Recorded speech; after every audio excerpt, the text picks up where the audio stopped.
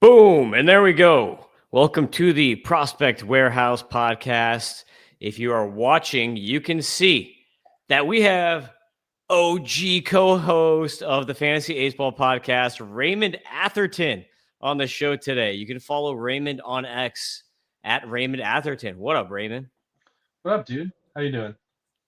Fantastic. I was just complimenting your killer ceiling and your new house. I love it. It's way better than my just standard drywall ceiling. So I'm not even going to show it. It's super cool. But you can follow Raymond on X, and we brought Raymond in the ringer because he is a Detroit Tigers fan. And so we're going from Astros fan with Jake to Tigers fan with Raymond. And then I think that we'll probably have John on the next podcast. And Doc has been doing a lot of traveling lately for work. So hopefully he'll be back for the following week for next week. And you can follow me, Tim Kanak, on X at Fantasy Ace Ball. So we're going to jump right in, start talking some Tigers prospects. Top 20 Tigers, number 20, Roberto Campos. So Roberto Campos is a Cuban outfielder in Double-A. And I'm going to throw his F scores up here. Boom. If you're watching on the YouTube, you can check out those F scores.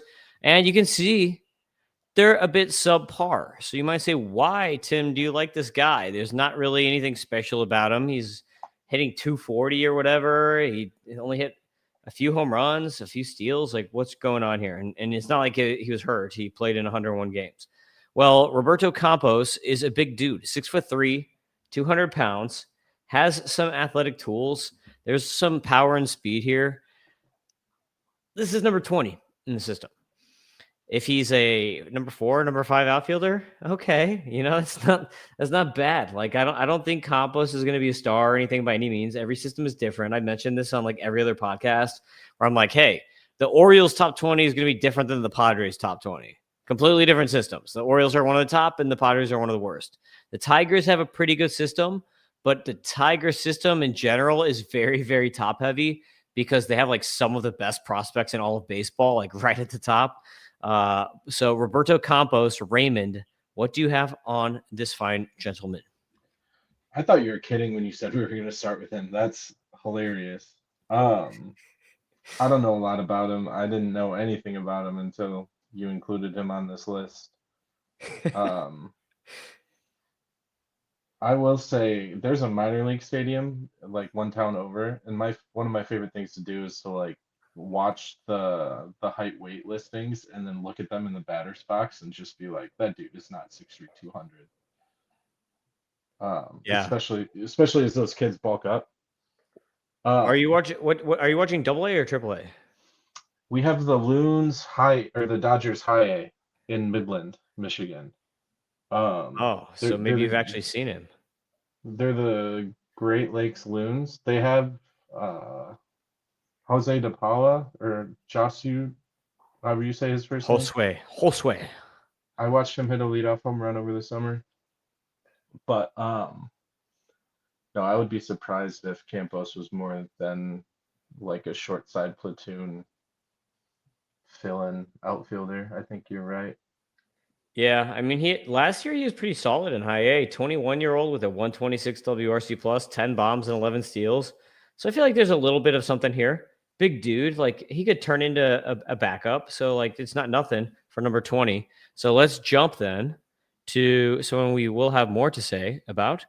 That's number 19, Ben Jacobs. So Ben Jacobs was the 3rd round pick for the Tigers from Arizona State. Ben Jacobs has not yet pitched in pro ball. He's only pitched in college. And he had a 20.4 K minus walk rate last year at Arizona State. I'm going to actually, because I can, we're going to throw up some video here. Check this out. This is how fancy we are nowadays, Raymond. We got some Ben Jacobs video ready to go. Check this out. This guy's short. He is a lefty that is 6'1", 195 pounds. But he's known for his fastball and his changeup combo. The changeup is supposed to be his best pitch, and fastball is supposed to be like a low to mid 90s, but high ride fastball. We don't have statistics on it yet because he has not pitched in A ball, spring training, or AAA yet, so we don't have the Statcast data on these pitches. but that's a pretty nasty changeup. Just watching some of this video here. The Tigers have a pretty good front of the line starter with a nasty changeup. Oh yeah, look at that. That was sick. So there might be a little something here for Ben Jacobs. He was second in the entire Pac-10 in strikeouts. Is that the last year of the Pac-10? Isn't it something else now? Where's Arizona? No, they Uh, mixed all these teams up. I don't even know where Arizona State is anymore. I don't. Yeah, I think the Pac-10 might not exist anymore. Everyone went to the Big 12 or the. I don't know. SEC. Yeah, I don't. The football's different than the other sports. I don't know. I cannot keep track anymore. They should have just left it from back when I was Yes, in college. yes, the Pac-12 still exists, but it's been completely rebuilt and is different from the conference that existed until 2024. So strange. Okay. So you see Ben Jacobs here. Are you excited now that you see some of these pitches? He looks actually pretty filthy. Small dude, but there's some filthy stuff there. Yeah, dude, that recoil looks really familiar. I can't place it. Um, so as I was going through this, and I'm sure I'll say this more than once, like my problem with all of these, especially Tigers players, is like, are you going to be a starter or are you going to end up in the bullpen? Because I don't know if anybody in the majors blurs that line more than the Tigers do. And so like when you're reading about their, pitch mix and stuff, it's like, well, could they stick in the rotation? It's like, well, what does that mean for the Tigers? But no, I like him a lot, especially like when the Tigers commit, the high draft capital. It's something you hear a lot more in football than you do in baseball. But um, I mean, they took him inside the top 100, and the 92 to 94 is pretty good for a lefty. You don't have to throw 100 like Scuba all the time. Yeah, for sure. If he can have a third pitch too, because I've been just been watching that changeup this whole time this video's been on, and I feel like every single strikeout that we just watched was pretty much on the same pitch. So that changeup's pretty dirty, but he definitely should try to develop something else that run like a curveball or something that runs in a different direction. I mean, he throws it. He also throws a curveball, but um, none of those strikeouts were on the curveball. So number 18, we're going to get to a different pitcher here who is pretty interesting in my mind because he did not get a full run this season. So there's probably some fantasy value here in like super deep leagues if you're in like a 30 teamer or something like that. And you can see if you're watching that number 18 is Jake Miller. So Jake Miller, was an A ball and in double A this year. And he's a 24-year-old and he got hurt. So he only pitched 20 innings on the season. And he pitched a few starts in April. And then at the end of the year, he made a couple of relief appearances and A ball just doing rehab to like the last two games of the year. So I don't know how, like what injury he had because minor leagues, they never tell what kind of injuries that dudes have. But last year, in 87 innings, so a larger sample size, he pitched in A ball, high A, and double A Raymond and had a 25.4 K minus walk with a 15.4 swing strike rate and an under one whip. And then this year, obviously the injuries, but he still had a 20.5 K minus walk and only a 4.8% walk rate. So this dude is pretty freaking interesting for me. Jake Miller. Have you heard of him or what do you know about Jake Miller? Yeah, no, I have heard of him. One of the themes around the Tigers pitching prospects, I think, is kind of like a who's next after Jackson Jobe and um, who is it? Troy Melton, who threw like 50 innings with the Tigers this year. Yeah. I wanted to say Ty Melton, but that's probably because Ty Madden's name is on my screen. Um, but I think Jake Miller is part of the answer to that next wave of Tigers pitching prospects. He's got a wipeout slider and a pretty decent changeup against righties. I was trying to find out what his injury was, but I don't think I'll be able to do that. But Yeah, it's so hard to find unless they disclose it. It's so hard to figure out what they what happened to some of these guys. uh, back injury kept him out for 2025, but that's not Oh, what. back. Yeah. Back is not good, but the good news is that he did pitch at the end of the year. So I guess we have to assume that he's probably going to be healthy next year. And as a 24-year-old who has pitched in AA in back-to-back seasons due to injury, you would think he's probably slated for AAA to start the year, right, Raymond? Yeah, I wouldn't even be surprised if MLB.com has his ETA at 2026, so I wouldn't be surprised if they let him try and make the team out of spring training. The Tigers bullpen just needs some bodies in it. So they'll take the best. They're not shy about just taking their best, however many, 8 north. But Yeah. no, I think he'll be pretty good. I if I had to guess, I'm gonna say this a lot. He's probably gonna end up in the bullpen, but His pitches, you can see this is his Arsenal data from A ball because he hasn't hit AAA yet. So we actually do have some Arsenal data from him, 928 pitches. But some of the movement on these pitches is pretty crazy. 10 inches of vertical movement on the fastball.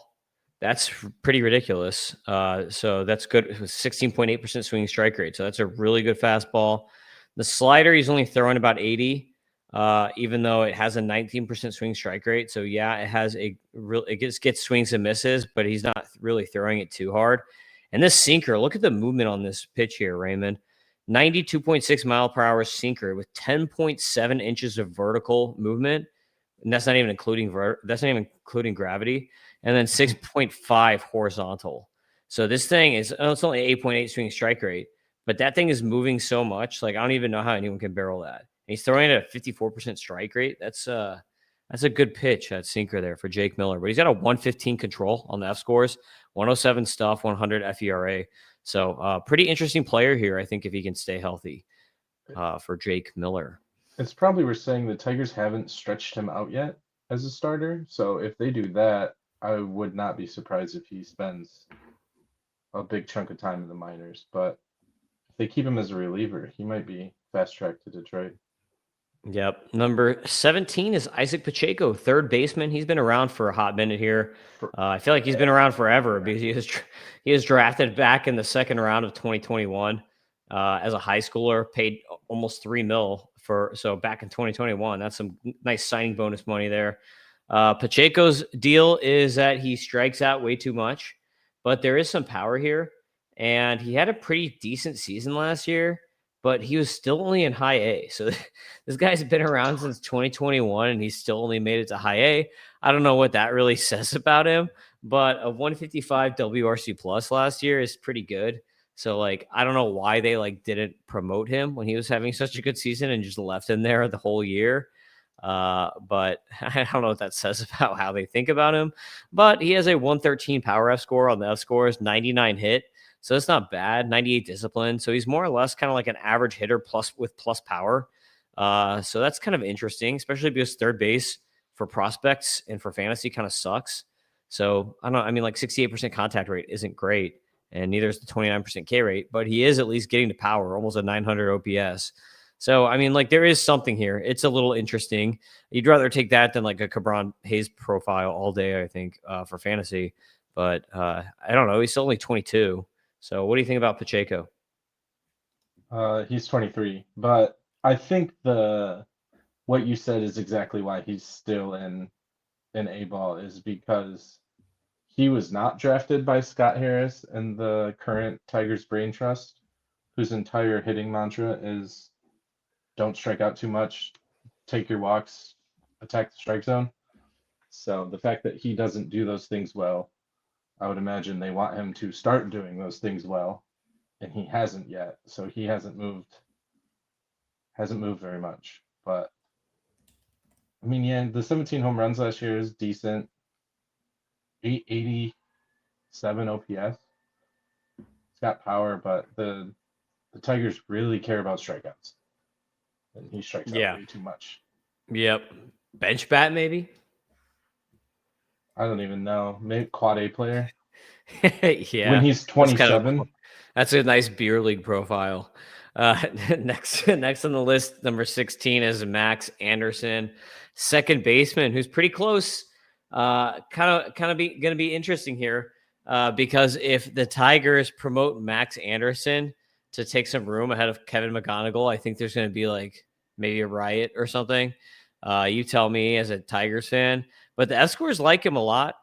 Kind of an interesting player because he's a hit first guy, and I don't really know for fantasy if he's really going to get to power in the majors, especially in that ballpark. But a 106 hit tool is really good.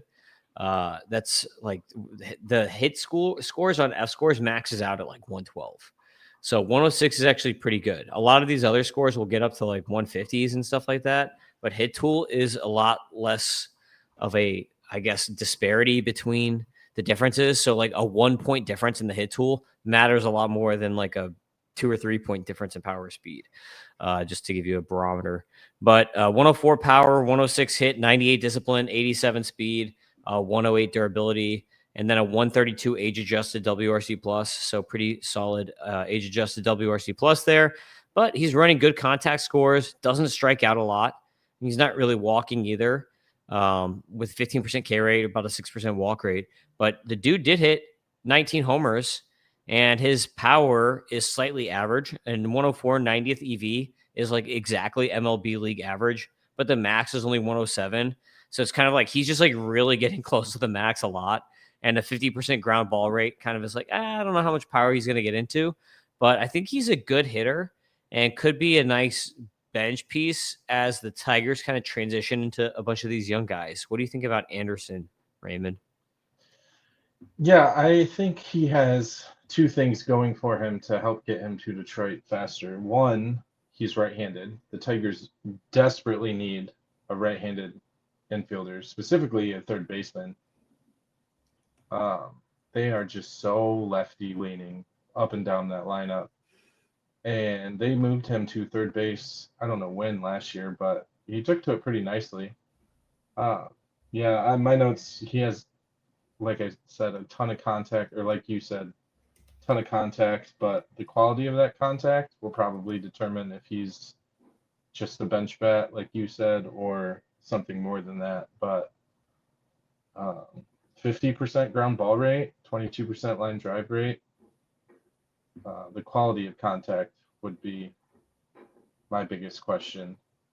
But yeah, I wouldn't be surprised if we see him get some decent run in Detroit this year, depending on what happens with some of the bigger names, Alex Bregman, Ketel Marte rumors that started flying today around the Tigers infield. But they have to figure out how to add right-handed infielders somehow. Yeah, for sure.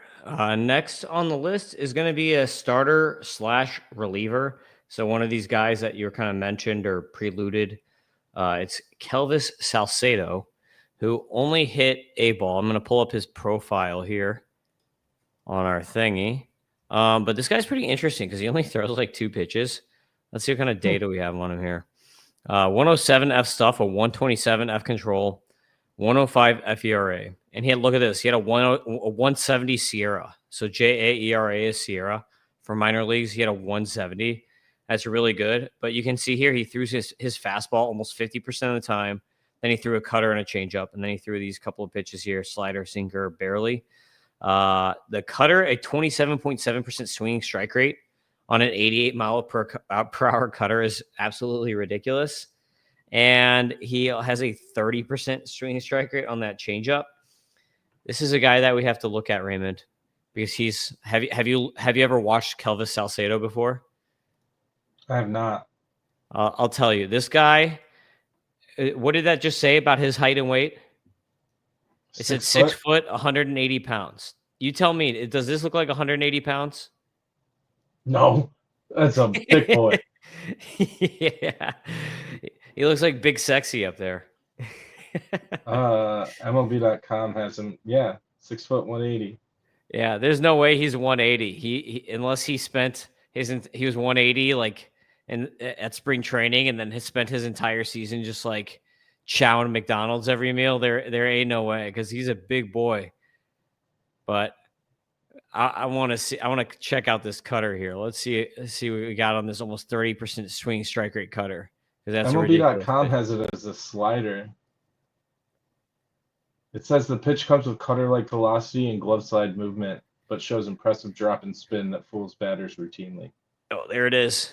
You know why? Is because a lot of these metrics, like the gyro slider, will get labeled as a cutter or a Yeah, slider, right. depending on everything. So, like the gyro slider kind of messes with it with all these things.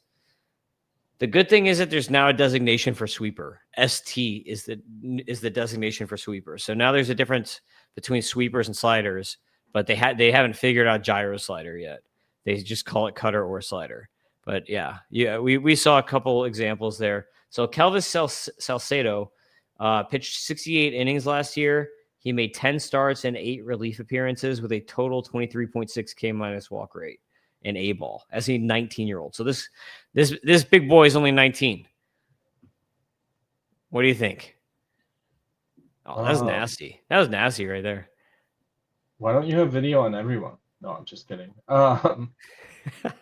No, I just mentioned how 50% ground ball rate for Max Anderson is a bad thing, but he is a ground ball merchant, which is usually unsexy but very effective for fantasy. So um, the command comes and goes because he relies on hitters to bury that slider cutter into the ground and hit ground balls. Apparently he has a splitter, but he can't throw it for strikes. So yeah, I'd be interested to see if he sticks as a starter because I like those high ground ball rate guys. Um, they're usually undervalued in fantasy, but no, if he can, I think the ceiling might be a little capped. Like you said, 6 foot 180.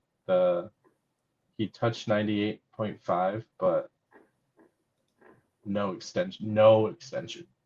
Yeah, you can see here. Look at this pitch, man. This cutter, he throws it for strikes 59% of the time and walks only 24.1.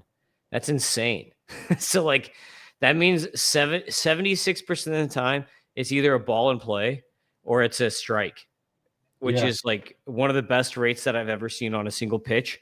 Going through these F scores on this thing, like I've been going through 20 guys for every single minor league team, and I don't know if I've ever seen a pitch that is like that has that low of a ball rate. So that's pretty insane. So that's Kelvis Salcedo. Interesting name. Interesting dude. He's almost like you remember Tugboat from the Guardians. oh yeah. It's there's like there's It's a not little quite, but yeah, not quite, but there's a little tugboatness here. He's definitely not 180 pounds. I'll say that. So number 14 is a guy who's fallen off. Is Jaden Hamm. He was like a top 5 or 10 guy for me in this system at this point last year, but he had a pretty bad year last year. As a Tigers fan, I don't know if you've heard any news or anything on like what happened to him, because here on MLB Data Warehouse, I'm moving the slider so we can see. We don't have pitch level data from him, but last year he had a 256 Sierra, and then this year he had a 404. So his Sierra went up almost 1.5, which is pretty bad. Any news from the Tigers front on like what the heck happened to this guy? pretty big velo dip in 2025. Um, I don't know. I don't know what went wrong. I know the Tigers had him start throwing more high fastballs, which helped um, generate more whiffs, and then he was throwing his curveball off of it. But the he's kind of grouped in with that next wave of Tigers pitching depth. Like he's kind of one of the next big name. But I don't know. I don't know what went wrong for him. Maybe he was fighting through an injury, but he still put up good numbers. Yeah, so this is something interesting. Looking at his pitch level data from last year, he was only really like he is throwing his fastball 60% of the time. That's probably He just way too much. he was Reliance on the on the fastball. IL in the middle of the summer. Yeah, he only threw what? I just had that up. He didn't throw a full gamut. He only threw 22 starts, 88 innings. So it's only 4 innings to start, which is pretty bad for an 11.2 K minus walk, which is also pretty bad considering last year he had a 22.8 K minus walk in 99 innings. But the fastball, he was never a big velo guy. He was more of a ride guy. He still has ride on this fastball, but his average velocity on the fastball this year was only 89.3. That's pretty bad. It doesn't even matter how much ride you have on it. That's not going to be okay. Even though, yes, 12.3 inches of vertical movement before gravity means that he's probably running like 18 to 20 inches of induced vertical break on that fastball, which is good, but not good enough if you're throwing the same pitch 60% of the time. I think he's kind of got to get away from that. It's almost like Kumar Rocker syndrome, right? Where like Kumar Rocker was just throwing like 2 pitches and was really good in the minors. And then as soon as he gets to the majors, it's like, oh, you can't just throw 2 pitches here for 5 or 6 innings. Maybe you can do that if you're a reliever, but not if you're throwing 5 or 6 innings and guys are seeing you 2 or 3 times. So that may be what happened to Jaden Hamm. He'll be an interesting name to watch, I think, to see if let's see what his velocity was back in 2024 here before we move on. I know that they think Don't his have the changeup pitch level can data. take a step forward, which would be huge for him. Yeah, or he should just throw the slider more. He only threw the slider 7 times in the games that we have data from, and it had a 57.1% swinging strike rate. So maybe you want to throw that more than 7 freaking times if everyone's swinging and missing at it. So I don't know. Jaden Hamm, look for a rebound, falling on the list, but we're going to move on now to number 13. It's outfielder Seth Stephenson. So Seth Stephenson is a AA outfielder. He's on the older side. He'll be 25 at the break of MLB action next year, but he has a good hit tool and he steals a lot of bags. So you kind of got this, like, I wouldn't quite call it a rabbit profile because he also still knocked 8 bombs and had 21 doubles. So it's not like he's like a rabbit, but he's definitely not a power dude. It's almost like, I don't know, what do you call that? Like 10, 30, 25 guy. It's like Brett Gardner or something, right? Like, I mean, he's 5'9", 165 pound righty. So it's kind of like your Brett Gardner profile, I guess, is what I would call that. Yeah, I don't. There's a better comp for that, but yeah, that's exactly what I wrote down. Like, might stay in center field, can absolutely fly. They say he's a great base runner too. Yeah, so F scores. He's got a 95 power, 101 hit tool, 102 discipline, 134 speed for a full 104 grade, which is pretty good. Age adjusted WRC plus is not going to like him because number 1, WRC plus is a very power friendly statistic in general, and number 2 is because he's 24 years old in AA, so he's old for the level, so he's going to get dinged on that. But just like you said, he had 60 stolen bases in 2024, 49 in 2025. He's aggressive on the base paths, a 37% attempt rate, which means that 37% of the time he's on first, he's going to run, which the average is 12%. And he had an 89% stolen base success rate. So that means he's going to keep stealing. They're not going to put a red light on a guy who's successful 90% of the time. So tons of speed here. We don't have exit velocity data on the power, so I don't know how real the power is, but the plate skills are solid. 7% walk, 14% K. You kind of like the low K rate. It'd be cool if he walked a little more as a guy who is so good at running, but he also has a good hit tool with a near 82% contact rate. So good hit tool and speed. I think Seth Stephenson's a pretty interesting name. I'd like to see him kind of move a bit quicker as a guy who has only hit AA for now. So I think this is someone who profiles really nicely as like your perfect 4th outfielder on a good team, right? Yeah, I mean, a player like this will always have a spot in MLB teams, especially when they can run like that. But this scouting report says he's a diminutive man who appears even smaller than his listed 5'9", 165 pounds. He's little. Yeah, Caleb Durbin all over again. So we're gonna get to number 12, and number 12 is a pitcher who was just drafted, and I believe he was a second rounder. I don't have it up in front of me. I do, yeah. He was a second rounder. Yeah, so Malachi Witherspoon is the twin brother of Kyson Witherspoon. So Kyson Witherspoon is one of my favorite players in the last draft, and both of them went to Oklahoma at the same time, and they were both pitchers. So it's so cool. Twin brothers like played college for Oklahoma together, and they both get drafted relatively high. So there's like JoJo Parker, and then his brother actually went back to school or went to college instead of I think I don't know if he was picked or what, but he actually went back to college. But Malachi Witherspoon, I'm gonna throw some video up of him here since we don't have F scores for him. Is really really good, just like his brother, just not as good as his brother. So let's throw this video up real quick as I'm trying to multitask here.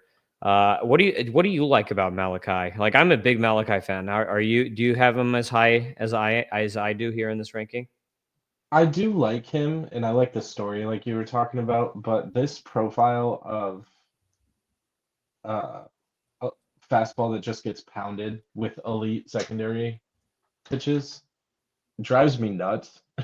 Like that's just such a frustrating profile to have in fantasy when you watch and read about them. And the what I read about him says he sits 95 to 97, peaks at 99, but it lacks life and gets pounded because he can't locate it. Uh, I think the best case comp that I was thinking about is like Tanner Bybee, whose fastball gets pounded, but he has three plus other pitches. But no, Yeah, dude, I, he I does would the say, like he does the like Ubaldo thing where he holds his hands parallel to the ground out in front of him. yeah, I was gonna say, I would just say that the good thing is that like he has his brother to rely on too. Um, so his brother's fastball is like really really good. It's one of my favorite fastballs. Because it has a lot of ride on it. They're different though. So Malachi's fastball is you can see that it's almost like a two seamer. It's got like more horizontal movement to it rather than vertical movement to it. So I don't know, maybe him working with his brother, he can develop something with ride on it instead of just going like primary two seamer. Um, because right now with his repertoire of like fastball cutter, just like playing fastballs, like fastball cutter slider, like he could always develop a sinker too to run against this. And then that way he has fastballs moving like all, I mean, I guess the two seamer kind of is a sinker, but he could develop like a gyro slider or something too to play off of some of these and almost be like an Elmer Rodriguez Cruz type profile, which is actually pretty good in the minors. But yeah, I get the concern, but I think that he's a really good pitcher. Like he's got a lot of the same attributes that I like with his brother. It's just that that fastball is not as good, in my opinion. Yeah, the write-up I saw said they have very similar arsenals. He just can't Yeah. access it, harness it as good You, as his brother. see, so we just watched a Kyson Witherspoon fastball, and his fastball has like 18 inches of vert, if not more. And then we watched Malachi's, and it's running arm side, so completely different fastballs. Like here's the fastball again.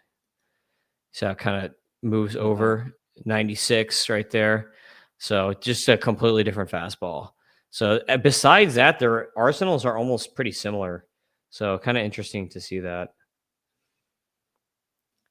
All right. So we're going to jump over now to number 11 on the list is Ty Madden. Ty Madden was hurt. What injury did Ty Madden have? Did he get Tommy John? No, he had a rotator cuff injury in spring training and then just missed all year. So is he going to be healthy for next season then? He began a throwing progression in late summer 25 and is not expected to pitch until the 2026 season at the earliest. All right. You know, So you know how hard it is to get off-season injury updates. yeah, not easy. So I've been a big Ty Madden guy for a while. You can see the F score still like him. 110 stuff, 106 control, 98 FERA. Obviously I was 74 durability because he's been hurt. So the F score still like him, even though he wasn't good when he like debuted. I think a lot of that was just kind of bad luck. I'm not really too concerned about that because he was so dominant in the minors for such a long period of time. Like, yeah, he went through rough patches, like just natural growing patches or whatever, but he was still running like 18% K minus walk rates plus at every single level. So he always figured it out as he advanced up levels. I think he does have some problems with getting hit kind of hard every now and then, but his stuff is pretty good. We can see here on the pitch level data, his slider, 23.2 swing strike rate. And this is a lot of pitches. You see, there's almost like 1,500 pitches of data here. So we have a lot of data here. But that slider's great for 560 pitches, a 23.2% swing strike rate on that slider is really sick. 18% swing strike rate on the changeup, so that's also a good pitch. Even the fastball, 11.4 swing strike rate, even though that's subpar for a regular pitch. Fastballs are generally going to run a lower swing strike rate than most other pitches. So 11.4 is even pretty solid. 9.8 inches of vertical movement. So there's good movement in that. The curve is minus 7.2 vertical movement. It's not getting swings and misses, but that's basically your standard 12-6 more or less. There's like barely any horizontal movement. So like the curve, the stats, it's not really good statistically because he's not throwing it for strikes. But I think he's got enough good stuff to be a starter still. I don't think this is like Matt Manning concern, right? Like this is maybe like Casey Mize where he can still bounce back and be good at this Speaking of point the in time. KBO, Matt Yeah. Manning just went and signed over there. I saw that. Yeah, I think the problem for Ty Madden is he's probably just buried on the depth chart. And like you said, he ran some pretty high ERAs, but the Tigers didn't seem to care when they called him up, believing in the the underlying metrics and stuff. The Casey Mize thing is interesting because he has a splitter that the Tigers want him to hone and throw more, but he was hurt, so who knows how that's going. But I think if anyone can help him get that on, I mean, it's nice to have Casey Mize just in the building. Yeah. So, yeah, I would say he's probably a fringe starter, swingman type. He'll probably start the season in the bullpen.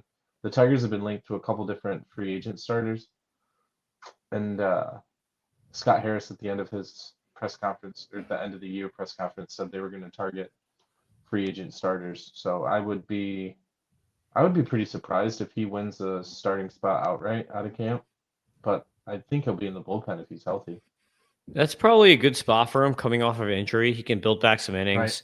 I mean, like And we've then seen a lot of really good pitchers go from bullpen back to starter again, like right. Rasmussen and basically name any pitcher on the Rays, and they've done that. Like you could do that with Ty Madden after this year if he's successful, especially because we've seen how good. Like you look at that slider right there. Like if he just goes and pitches, hey, I'm gonna go fastball, slider, changeup, and I'm going to nix the curve and the cutter and just go fastball, slider, curve or fastball, slider, changeup from the bullpen. With the way that these pitches go, he'd be like really good doing that, as long as he's like back to full health. So interesting name there. Number 10 is outfielder Brett Callahan. Brett Callahan was a 13th round pick. So the Tigers have a lot of these like later round picks who are kind of like popping, but they're older. So for whatever reason, is that a Scott Harris pick, 2023? That's a Scott Harris pick, I think, right? Yes, Harris was 2022. Yeah. So for whatever reason, he's drafting these like college guys in these late rounds, and then they're all hitting. Like it takes a couple of years for him, but we just saw the same thing when we talked about Seth Stephenson. But Brett Callahan, you see here, 23-year-old, going to be 24. F scores love this guy. So have his F scores up on the page if you're watching on YouTube. He has a 112 power, 105 hit, 90 discipline. You can live with that because it's like his discipline score is low, not because he's striking out 38% of the time like friggin' Zach Cole, but because he strikes out 22% and then he only walks 6.2. So it's like, okay, it's like he's not walking, but he's not striking out like a tremendous amount either. He's very aggressive. 57% swing rate is pretty aggressive. And then a 111 speed. So pretty interesting F scores here for this dude. And he had 9 bombs with 6 steals, but he only played in 225 games this year. So Brett Callahan, F scores really like him. And that means that I am very interested. Yeah, he's had some trouble staying healthy from what I've read. Um, he can play every outfield position. Um, he's probably more of a fourth outfielder, but the Tigers like his power potential, which is ironic at Comerica Park, I think. Strong work ethic, good kid, like you said, 13th rounder who just keeps getting better. But I wouldn't be specifically for fantasy. I wouldn't be counting on him to be a stud. But I think I think the Tigers' profile for the prospects that they go after are going to be good major league players and probably not so good fantasy players. Yeah, that makes sense, especially because the next guy we're going to talk about is Hao-Yu Lee, who seems like a really good, just like future super utility guy or whatever. He's actually still pretty young because it seems like he's been around for a hot minute too. But consistent S scores here with a 100 power, 100 hit, 102 discipline, 104 speed. So he's almost 100 or above, right? Above at every little category. And then a 168 age adjusted WRC plus. He played a little bit in the majors this year, but obviously not enough to break prospect eligibility. What did he play? Or was that last year? No, actually he didn't. I thought he played in the I was gonna majors say I for don't like think he ever 9 games. made it up. I No, he think didn't. Triple A only. I think everyone thought the Tigers were going to call him up when because Veerling missed almost the whole year at third base, and they didn't. They figured it out in other ways. So I remember like it being a foregone conclusion that he was coming up, and it just never happened. Yeah, I thought he came up in September for some reason, but I guess Hmm. not. But yeah, 168 age adjusted WRC plus is really good. 14 bombs and 22 steals on the season. He's a good runner too, so high success rates on the stolen base rates.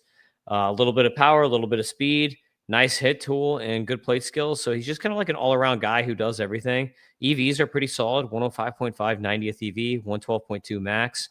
So I like how Yu Lee is like a really nice super utility guy. This is like Ben Zobrist, kind of. You know, I literally wrote down Matt Veerling. Like he's just I don't think the ceiling's as high as Ben Zobrist. I think he could just be what Matt Veerling has given the Tigers for the last 3 years. Like hit 12-ish home runs, maybe steal 20 bases, and just play all over the diamond and just do whatever he's asked to do well. Just a mini version, right? Because Matt isn't Yeah, Matt Vierling like 6'3" or something like that? I don't know if he's that big, maybe, but I 6'2". don't know. But I yeah, don't. he's mini I, Matt Vierling. I think the production would be pretty similar. Hit like Yeah. 240. Yeah, I like that. I think he's an interesting player. Deep leagues, he could be a really nice bench player because he's going to get a lot of position eligibility. So if you're in like an Otno league and you need like a $1 guy that plays like 5 positions, that's pretty nice. I think I drafted him in FAI last year, and then I had to cut him. Well, it's because he didn't get promoted in for Veerling. If he had been promoted, then you would have kept him. Um, we're gonna get to number 8 here, Jordan Yost. So Jordan Yost also didn't debut. Jordan Yost was the first rounder for them, and he's a high school shortstop prep kid. Basically looks like a little kid if you, if you Google him. So, but he's got some interesting tools. So he's got a good hit tool, known for being fast too. But he's not a power guy. He's just known for like hit and some speed. So like I kind of like the hit first guys because they generally will actually like pan out and be a major leaguer. So just kind of like how you were mentioning that the Tigers are like really into these like hit tool first types. Like, how do you feel about Specifically, Jordan Yost? specifically left-handed hitting first players. Yeah, I mean he fits the mold. Like the other four guys we're going to talk about as we climb up this list, they're very similar in their approach and their contact and all the things that the Tigers want them to do. Like they have a type and they just keep going dipping back into that well. he was kind of a late bloomer. I think the Tigers kind of surprised some people when they took him as high as they did. But I don't know. The Tigers have just a pipeline of shortstops, so that might be a problem at some point. But people think he can stick there, so we'll figure that out when we need to. But yeah, dude, you're right. He is a baby face, 18-year-old. 5 years from now, he might be in the majors. Yeah, and he might have facial hair. Maybe. Well, yeah, maybe. We'll see. Number 7 is Thayron. I don't know how you say his name, Thayron or Thayron Liranzo. I've always had trouble with him. I think it's Thayron. Thayron. So they brought him in from the Dodgers, what, a year and a half ago in the Jack Flaherty trade? Jack Flaherty trade. Yeah, then brought Flaherty back. But Liranzo is mostly known for his defense as a catcher, but you can see he does have a little bit of pop, so he might be like a 2-catcher league guy. I don't know if he'll ever be like a 12-team catcher, just because he's a defensive guy with power. So he strikes out a lot. 31% K rate last year, but a 111 power tool, 98 hit tool, 99 discipline, 82 speed, which like 82 speed for a catcher is kind of standard. So like, don't hate on that too much. Most catchers have like no speed at all. So Liranzo, I don't know, like he's a switch hitter, which is kind of weird for a guy who's not that great of a hitter. But to me, he's just like defense first. Like I'm not too excited about him. Like, how do you feel as the Tigers fan about Liranzo? Yeah, that's kind of how I feel too. The Tigers only don't care about strikeouts if you're elite at defense, and so that's kind of his calling card. I watched. I kind of fell into a rabbit hole just watching him throw people out. The pop and the transfer are elite, and then he's got a cannon too, obviously. But yeah, big power, low average, switch hitter, which is interesting. I think the Tigers are going to need, like, Jake Rogers' days in Detroit are numbered. So if he can be the right hand, or I guess the left-handed side of the Dylan Dingler catching duo, but I don't know. I don't think the ceiling is super high. Kind of what I said earlier. Like I bet he'll be useful for the Tigers or in real baseball, but I don't know. I don't know how excited we should be in fantasy. Yep, agreed. Next on the list, number 6, another catcher is Michael Oliveto. He was like the comp pick that the Tigers had. So I don't know if you call it like comp first round or back first of the second round or whatever. Balance, I think they call it. Yeah, whatever you call a competitive balance pick. I don't know if they count as first round or second round. I think they still count as a first rounder. But they picked him with that pick, and he's more of like a hit first catcher than a defense first catcher. So, and he's got some power. I think he was in the combine and had some nice numbers in the combine. I've got him ranked actually decently high in my FYPD because I kind of liked some of the stuff I was seeing about him. So let me pull that up real quick here. I've got him ranked at number 50 in the FYPD, and that's including like Japanese players and stuff like that. So not too bad, not too shabby. Catcher for the Tigers is a high school draftee, so I like him more for fantasy than Liranzo, even though he's further away. So, how do you feel about him? I think the funniest thing, the Tigers took him, whatever you said, 38th, 34th, and MLB.com had him ranked 219th. I laughed out loud earlier when I read that. But yeah, he's got a smooth lefty swing, gets the barrel to the ball, swing geared toward power, above average raw power for someone his age. He caught all the way through high school, which is kind of a detriment in the draft, which is probably why MLB had him so low. But yeah, I think you're going to have to wait. But I completely agree with you that the ceiling is much higher with him than anyone else in the Tigers organization who plays catcher. There's one more we haven't talked about, right? Another catcher? Yeah, we'll get to him. Or like former catcher. I think he's kind of off catcher now. But number 5 is outfielder Cris Rodriguez, who only played in the DSL. This is one of my favorite DSL players. He has some of the I think he's like top was top for power for EVs in the DSL this last year. But 17-year-old, 6'3", 203-pound outfielder. He hit 308, 340, 564 with 10 bombs and 10 steals. In the DSL, there are some like hit concerns with the 68% contact. But to be honest, 68% contact in the DSL is like fairly average. There's like nothing that crazy about that. The 18% swinging strike rate, a little bit. There's like a little bit like Robert Kalaz, like, I don't know. But the power's for real. The dude is big. And I'm a fan of power. And I like some DSL guys who can do a little bit of everything. And one of the things I like about him too is the batted ball profiles. He like never hits ground balls. So he already has a pretty good profile for hitting for power by hitting a lot of pull fly balls. So I'm a big Cris Rodriguez guy, and you spell Chris Cris. So don't put the H. No H, Chris. What do you got, Raymond? I don't know if you know this about me, but Chris is my middle name. Do you spell it with an H though? It's got an H in there for sure. No, I love Cris Rodriguez. It drives me up a wall that he's not available to roster in Yahoo because I would have him stashed so many places. The Tigers don't really dip into the international pool as much as they should, in my opinion. And when they do, they're pretty conservative about it. But I think they paid him a few $1 million, signed him as a 17-year-old.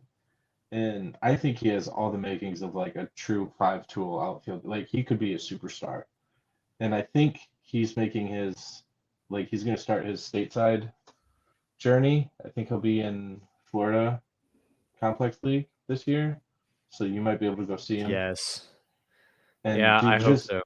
Massive power from what I was reading. Like, I mean, I don't know. I don't want to say a Julio comp, but like that's what I'm dreaming on is just like give him 2 years in America to just like actually get eyes on him and see what he can do. And like, I think the sky's the limit. Yeah, for sure. Number 4, this is a guy that we actually have data on. And this is where we get to the top heavy Detroit Tigers. So I have actually been updating my top 150 prospects. And Josue Briceno is my number 29 overall guy. So we're jumping. I think I've got Rodriguez at like 100 or something like that. He's the only other top. I've got the top 5 in my top 150. I think Rodriguez is around 100 or something like that. And then we were jumping all the way to 29 to Josue Briceno. That's how top heavy these top 4 are. But Briceno, super interesting dude who I don't know if he's going to move to first, Raymond, is the one thing because he's like 6'4", 200 pounds. So he's like a huge dude who could obviously play first and has more of a first base body than a catcher body.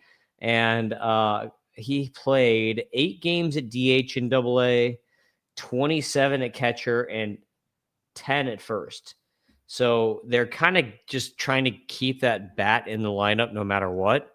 And so with Liranzo also being at the same level at AA and him being like a main catcher type defensive guy, like what do you as a Tigers fan feel is the future for Briceno? Is he going to move to a different position full time, or are they just going to make him like backup catcher / first base / you do whatever, kind of like the Athletics have that Soderstrom like moving all over the place until they're like, okay, Soderstrom, I guess you're an outfielder now.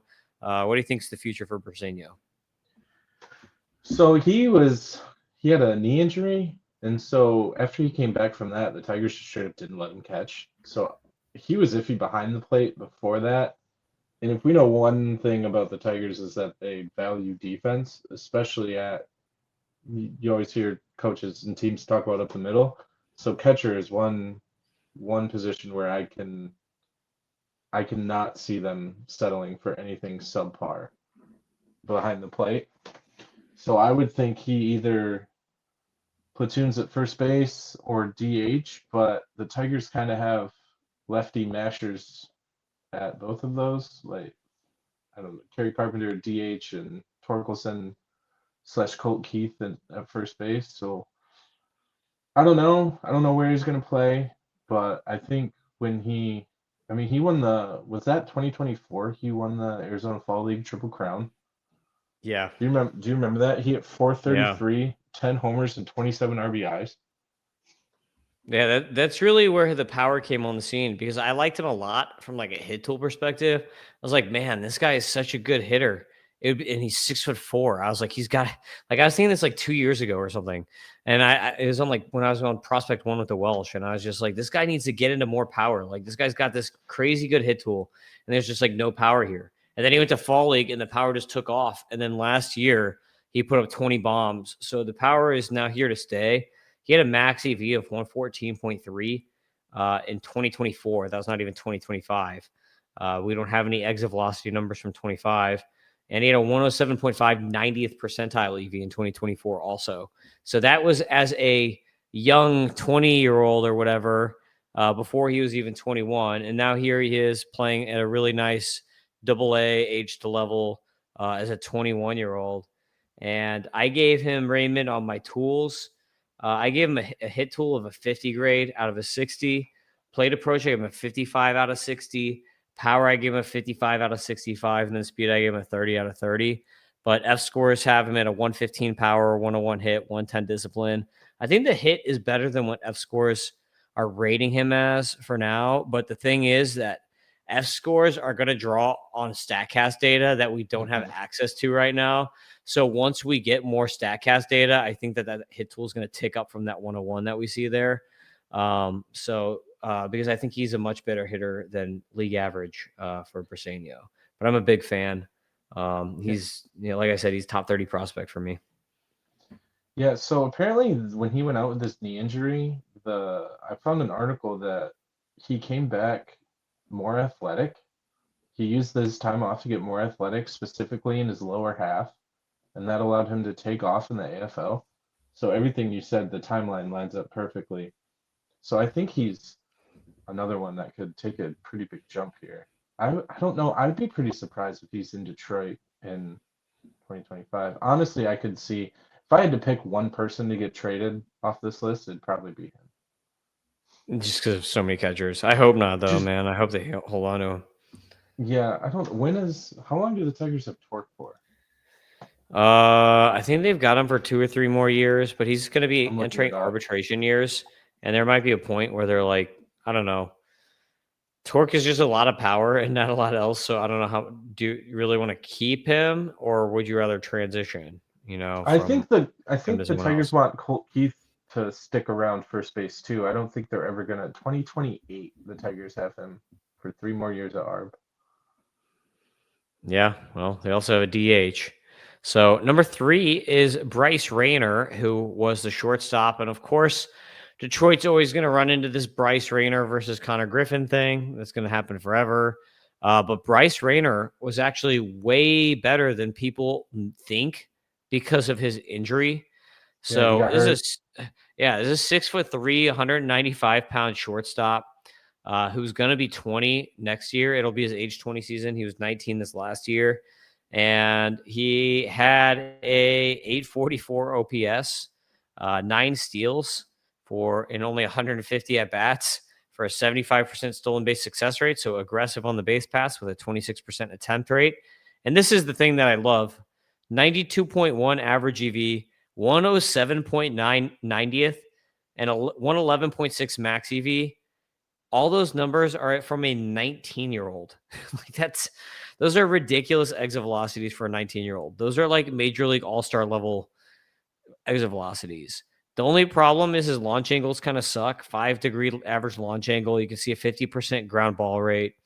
So he's hitting the ball kind of all over the place. He's not getting really consistent launch angles, even though he does have an 11.2% barrel rate. So that's a good barrel rate. He's just, for whatever reason, like inconsistent. He's like good at barreling it, but he's inconsistent overall on his angles. He's just like really good at partial percent of the time as far as barrels. But he's only 19, so that's something that's going to come around. And contact rates are not bad. 72% contact rate you can live with if someone's hitting the ball this hard. And plate approach is pretty good. 14% walk rate, 21% K rate. So I'm a big Bryce Rainer fan. I think this dude is a future all-star caliber player.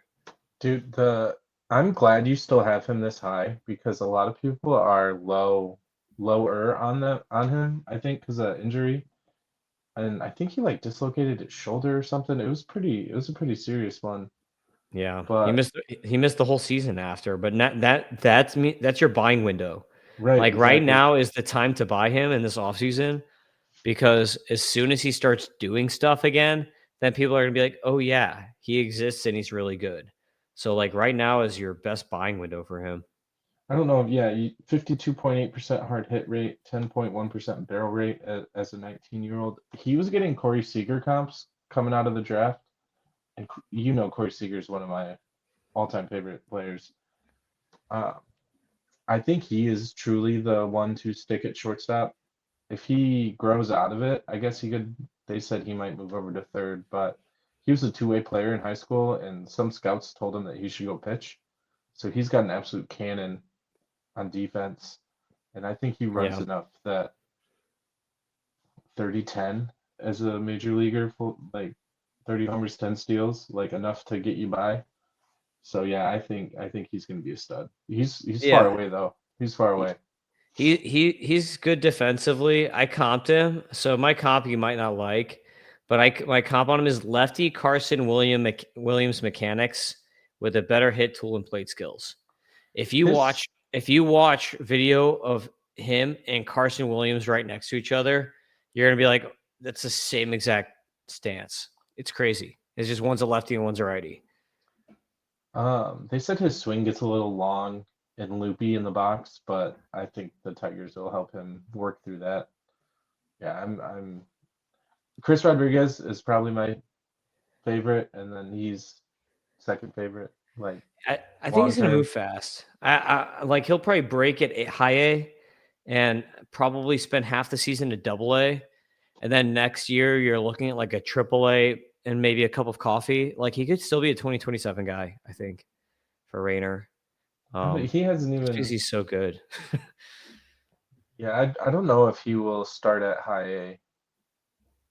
The Tigers don't like to send you to a new level until they think you've completely mastered the previous one. So I could see him starting at A ball again. Oh, he shouldn't. I mean, if he does, then great. If I can see It'll him, be, but I would see, it'd probably be a month or two, but yeah, I don't think the Tigers think about that the way other teams do. yep. So next on the list is Max Clark, who is a top 10 prospect. I've got him at number 6 overall. And it's been fun watching him this offseason because this dude posts on socials every single Dude, day. the first thing I wrote down is S tier Twitter follow. Yes, for sure.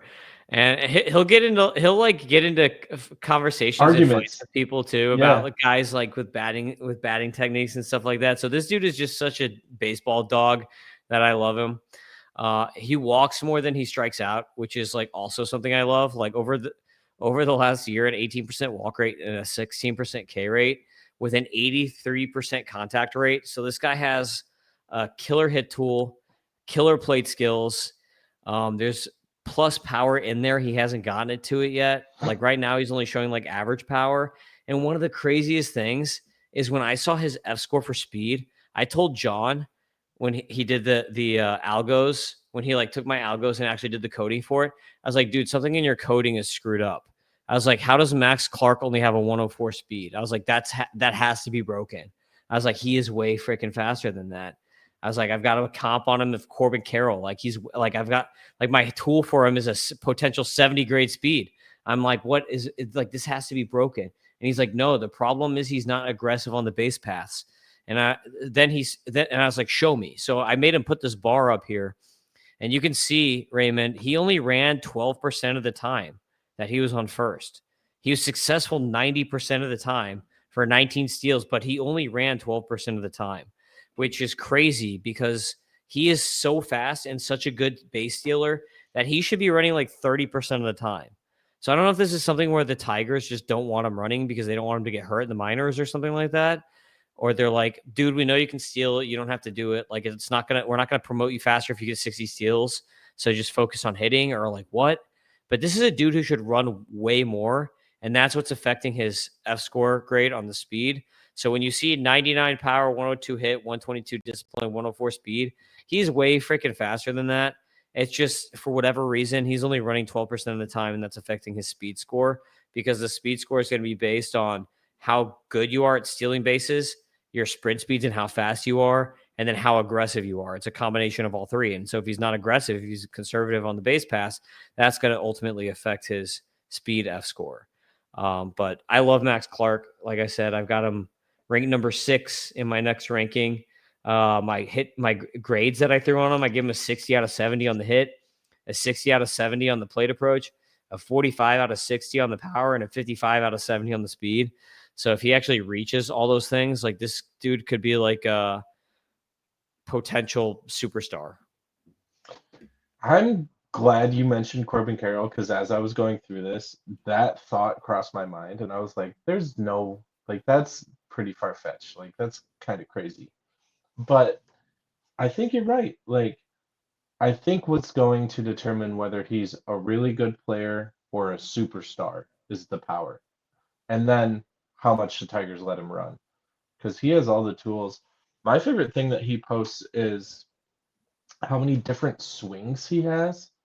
So like depending on the count and the handedness of the pitcher and how hard they throw, like he has all these different swings that he can just get to like a line drive the other way or a pull to the down the right field line. Like he posts all the time, but he also posts very interesting content. So I highly recommend anyone to go follow him. But yeah, I think Clark and McGonigle, I feel very confident saying they're going to be points league standouts today. I feel confident saying that. If the power comes along, they could be roto standouts too. So as a Tigers fan, when do you think Max Clark debuts? 27. I Ooh, don't not think. confident in aggressive Scott Harris, huh? I just think you have Riley Green, who's going to play 155 games in the outfield. You have Parker Meadows, who the Tigers still really like, and who does a lot of the same things well that Max Clark does. He's fast. He has great defense. Can cover every blade of grass in Comerica. Um, Kerry Carpenter, who's going to play in right field. I think. I think that they want him. I don't know. I think he kind of needs to. He's bulked up a little bit since his high school days, but I don't think. I don't think it's 2026. If it is, it's a cup of coffee at the end of the year. Yeah, I would say that'd be my guess is end of season. Like he'll maintain rookie eligibility for 2027, but if they're making a playoff run, he could be one of these guys who comes up at the very end of the season and like makes the playoff squad, I think. But then still maintains like rookie eligibility for next year. So that's kind of like my thought process on Who it. am I missing in the Tigers outfield?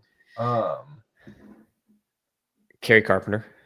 Javier Baez, who played a ton of outfield Yeah, this year. Javi. Yeah. So if you notice, someone may be asking if you're listening, where's Troy Melton? If you're watching, you see that I put in little stars on the list. I put Troy Melton not included because he's at 45 and 2/3 innings and he's so close to the 50. And I'm like sick of ranking him. So I just didn't throw him on. But if I was ranking Troy Melton, he would be between Cris Rodriguez and Briceno. So he'd be like number 5, basically. So just an FYI, in case you're wondering. But our number 1 prospect for the Tigers should be no surprise to anybody. It's Kevin McGonigle, who's my number 2 prospect overall. The consensus number 2 across baseball, it seems. Yes, in points leagues, I would actually have him number 1. So if I'm in a points leagues, I'd actually have him ahead of Connor Griffin. But Kevin McGonigle, these F scores are ridiculous. He's got a 118 power, a 107 hit, a 131 discipline, 104 speed, 97 durability because he was hurt at the beginning of the year last year for a 114 grade and an age-adjusted WRC plus of 171. Since he was also young for all these for high A and for double A last year, he was young, and then he played in the Arizona Fall League and mashed there. So there's a good chance that he's up pretty early. He may not break camp, Raymond, talking about like when McGonigle will debut, but I think that this is like one of those guys who's called up like post Super 2, where they're like, this guy's just too good. Like if he doesn't break camp and he's just destroying AAA for like a month and a half, and then they get past the Super 2 thing, I think they call him up. Or do you think they just call him up from the get and they try to get the extra draft pick? Like, I don't know if like Scott Harris hasn't really been in this position with the rookies yet. So like, what do you think he's going to do as far as like how aggressive they're going to be on a McGonigle call up to start the season? So they were in position to be, they were lined up to be in this position once, and then they paid Colt Keith early. They signed him to that super long extension, so it didn't matter. But I think I think the Tigers will call him up as soon as they think he's ready. And they legitimately don't care when that is. If they think he's ready out of spring, he'll be on the team. If they think it's 2 weeks after that, it'll be 2 weeks after that. I truly don't think they care when that is. If that's in August, they'll do it in August. Yeah, that's interesting. I think you're probably right there. So McGonigle, some interesting stats behind the numbers is that we have very limited Statcast data on him because he was not in AAA. So his EVs, take for a grain of salt, there's only 16 batted ball events. But in the 16 batted ball events, he was hitting the ball hard pretty consistently. Didn't get to like his max. So I would take this 107.6 with a grain of salt there. But contact rates, he was running 82 to 84% at the different levels and a 91% zone contact rate.